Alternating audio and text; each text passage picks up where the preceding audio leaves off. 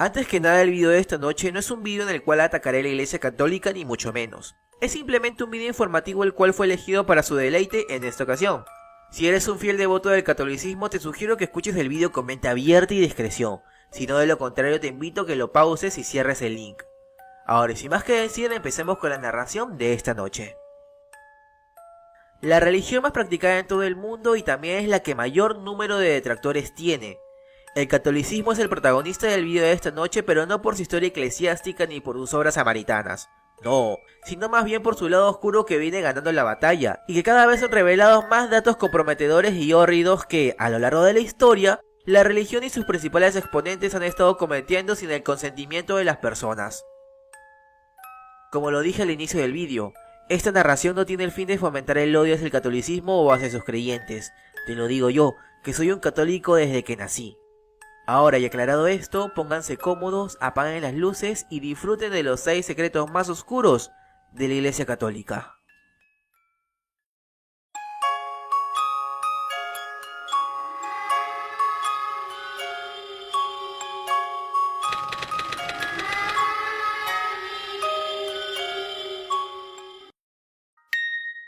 Puesto número 6. Esto sucedió desde principios del siglo XVIII hasta finales del siglo XX, cuando la comunidad europea, junto con la iglesia, comenzaron a capturar mujeres que ejercían el adulterio y las explotaban como amas de casa los 7 días de la semana para cobrar todo su salario, mientras que a ellas no les daba absolutamente nada. No obstante, eso no era todo lo que estas pobres mujeres soportaban. El castigo era peor. No simplemente las explotaban los 7 días de la semana, sino también recibían abuso físico y psicológico, así también como el abuso sexual. Sí, señores, las pobres mujeres las violaban y torturaban cuantas veces querían los oficiales. Los escritos cuentan que más o menos fueron unas 30.000 mujeres que sirvieron como amas de casas domésticas por obligación, y que por lo menos la mitad fue dadas por desaparecidas, entre comillas, ante sus familiares y ante la sociedad. Naturalmente la iglesia se beneficiaba por esto debido a que cada mujer capturada generaba un ingreso nuevo hacia su bolsillo. Puesto número 5. Aunque no lo creas, el Führer Adolfo Hitler era un fiel partidario de la Iglesia Católica, y esta no era adepta a él. Hay muchísimas evidencias y fotos en donde se ve al mismísimo Hitler y al Papa Pío XII juntos compartiendo sonrisas. Se dice también que mucha fortuna del imperio nazi se le fue otorgada al Vaticano en forma de gratitud, por haberles enseñado los métodos de tortura que ellos empleaban en sus campos de concentración. La iglesia tenía muchos integrantes que tenían una ideología nazi y que no las ocultaban para el mundo. Tanto era su morbo con ellos, que cuando los aliados lograron abatir al imperio de Hitler, muchos representantes de la iglesia fueron a los campos de concentración de los aliados para ayudar a los prisioneros nazis a escapar de su muerte. Estos les daban pasaportes del Vaticano para que se hicieran pasar por párrocos y así poder escapar a países de Sudamérica. Se dice más o menos que unos 9.000 soldados y altos mandos nazis lograron escapar gracias a la influencia de la iglesia. ¿Pueden creerlo? Pues es verdad. Puesto número 4. ¿Puedes creer que la iglesia asesina a su máxima autoridad en la tierra? Pues eso pasó en el año 1978, cuando el Papa Juan Pablo I era el sumo sacerdote de ese entonces. Él llevaba tan solo 33 días como el Papa de esa época, cuando se dio con la sorpresa de que todo lo que había dejado el antiguo papado, Pablo VI, era una total vergüenza y aberración hacia la sagrada religión. En tan solo un mes ya había hecho un plan de reestructuración de muchos aspectos que el antiguo Papa había dejado pasar. Sin embargo, varios funcionarios de la iglesia se iban a ver afectados por esta decisión y decidieron ponerle un fin a su reinado. Así que el 28 de septiembre del año 1978, el Papa Juan Pablo I apareció sin vida en su habitación. Las personas que lo encontraron dijeron que había sido causa de un infarto por una sobredosis de sus medicamentos. No hubo autopsia alguna porque la iglesia dijo que no las hagan. Lo más curioso es que cuando el Papa murió, lo hizo sosteniendo una hoja de papel con varios nombres de muchos funcionarios y altos mandos de la iglesia, que iba a destituir al día siguiente. Puesto número 3. En el puesto número 3 se encuentra un libro que pertenece a los archivos secretos del Vaticano.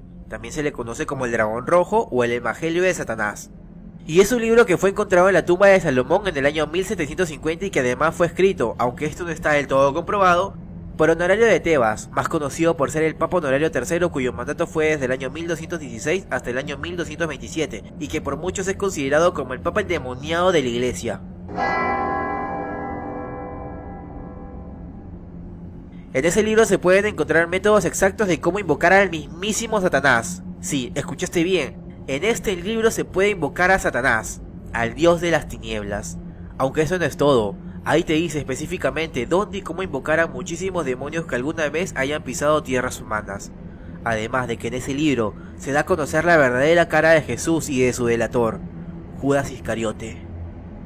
Es por eso que dicen que ese libro está escrito por el mismísimo Satanás y que es imposible de destruir o hacerle alguna modificación.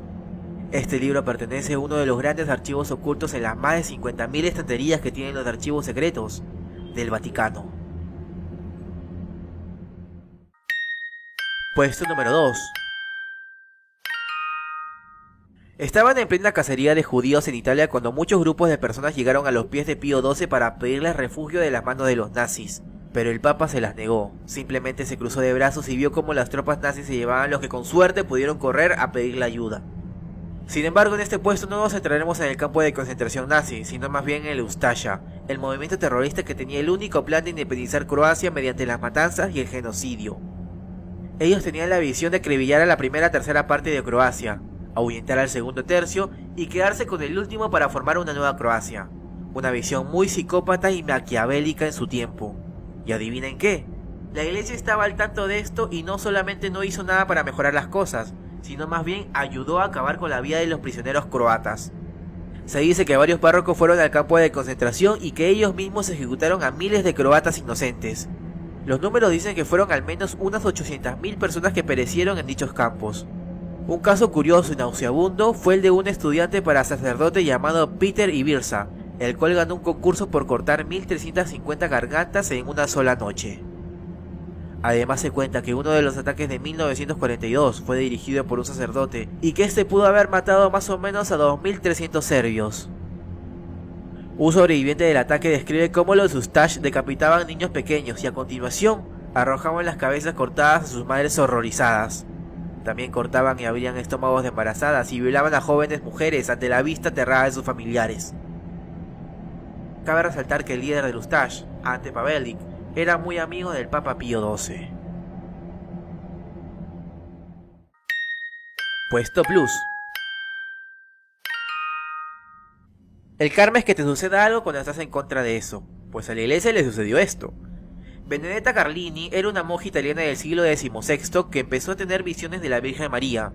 A causa de estas visiones, que eran de naturaleza religiosa y erótica, fue elegida abadesa del convento en 1619, aunque solamente estuvo en el cargo hasta 1623, ya que comenzó a levantar sospechas debido a que afirmaba tener contacto directo con Cristo.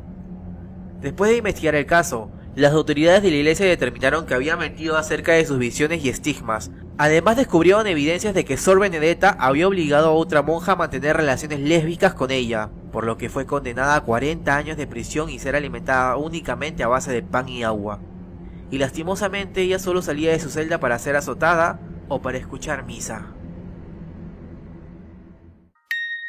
Puesto número 1. Hablar de esto es hablar de algo que ya todo el mundo sabe, pero que lastimosamente el poder de los de arriba hace que estos actos queden solamente como anécdotas y no sean castigados por la gravedad de sus hechos. La iglesia ha tenido muchas demandas por casos de tocamientos indebidos de párrocos a niños que acuden a ellos por orientación religiosa, pero esta entidad ha sabido llevar esto con bastante, y perdónenme la palabra, conchudeza a lo largo de toda la historia. Como la iglesia tiene bastante poder en el mundo, hacerles un juicio a ellos es prácticamente perder el tiempo. Han pasado muchos años en los que la iglesia siempre gana en el juzgado y las personas ahora solamente optan por callar y aceptar el dinero que la iglesia les da por no levantar cargos. Si no me crees, hace poco salió una película que se llama Spotlight que explica esto y mucho más. Te la recomiendo que la veas porque es sensacional. Ya para acabar, déjame decirte que de todos los miembros de la iglesia, más o menos el 4% tiene demandas por tocamientos a menores y lo peor es que aún lo siguen cometiendo. En el catolicismo hay más de 414.000 sacerdotes. Eso quiere decir que aproximadamente 16.000 sacerdotes son pederastas. Como lo dice la película, la pederastia en la iglesia ya no es una enfermedad, ahora más bien se ha convertido en una moda. Y lo peor aún es que la iglesia sabe de esto, pero no hace nada para remediarlo, solamente para ocultarlo. Y la pregunta de la semana es, ¿cómo fue la última pesadilla que tuviste? Me gustaría que respondieran a través de la página de Facebook o también en la sección de comentarios de la parte de abajo del vídeo. Las mejores respuestas aparecerán en la siguiente narración. Y dígame amigos, ¿qué es lo que más te molesta de las personas?